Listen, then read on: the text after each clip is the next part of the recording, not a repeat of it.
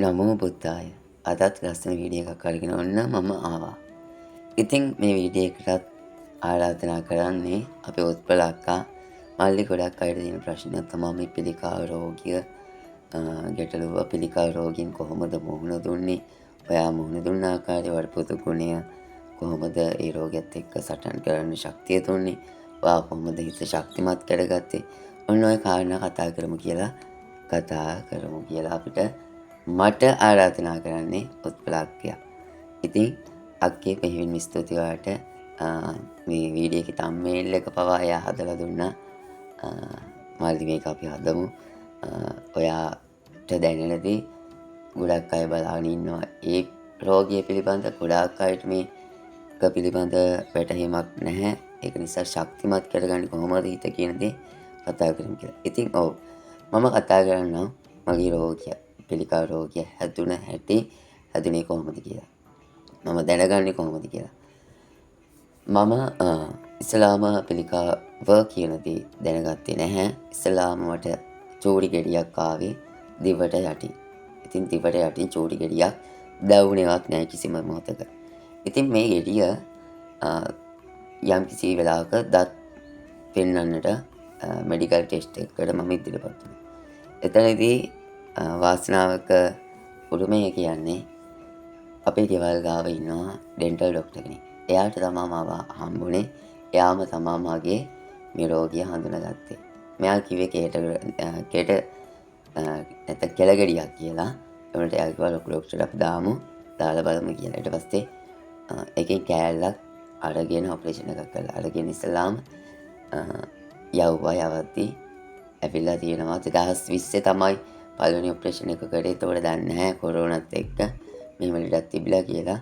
2022 නැවත ආවා එතනම ගිහින් ඊට පස්සේ නැවත පෙන්නද්දි තමයි කිව්වේ මෙහෙම රිපෝට් එකක් තියෙන්න ඕනේ බලමු කියලා. ඊට පස්සේ තිබිලා ඒ රිපෝට් එකේ තමයි කැන්සර් කියලා තිබ්බේ 2020 ඉඳන් 23 වෙනකන් දන්නේ නැහැ මේ රෝගයක් තිබිලා කියලා.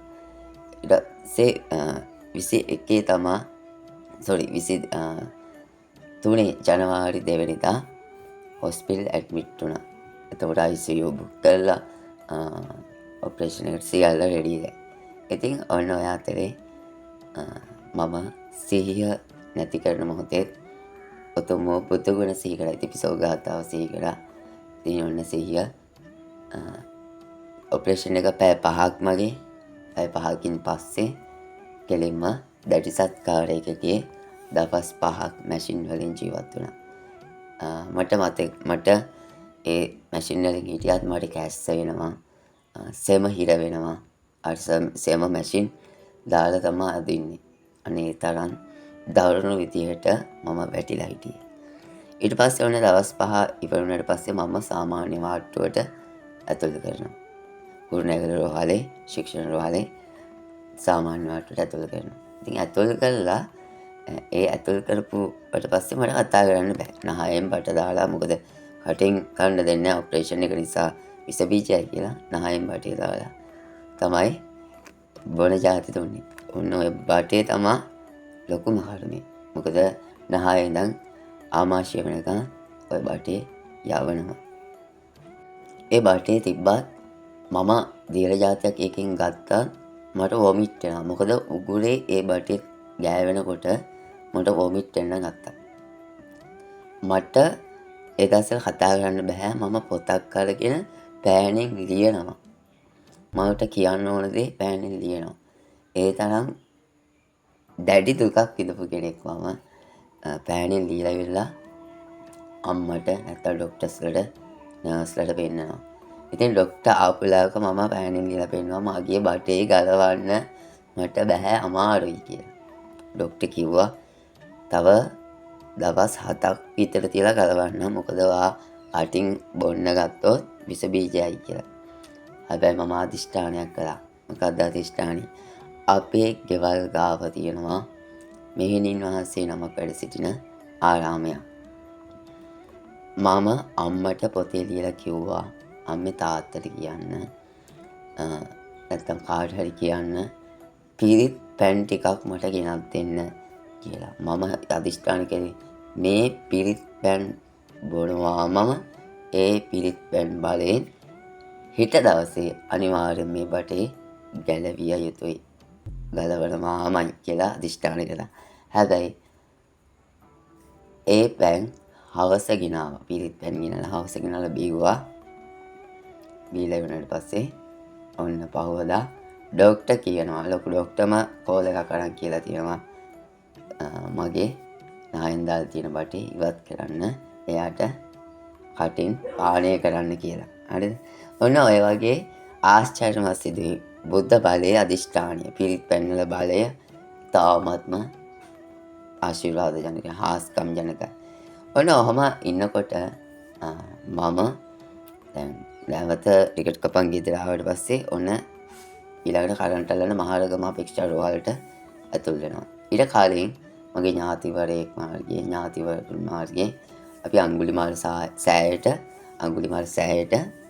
මගේ ජීවිතය පූජා කරන එතන ස්වාමින් වහන්සේ නමක් මාව චෛත්‍ය ගාවට ගිහිල්ලා පාද මත නරලා තියලා ස්වාමින් වහන්සේ ඒ ගාථා කියනවා මට ඒවා කියන්න කියලා. ඉතින් මගේ ජීවිතය පූජා කළා.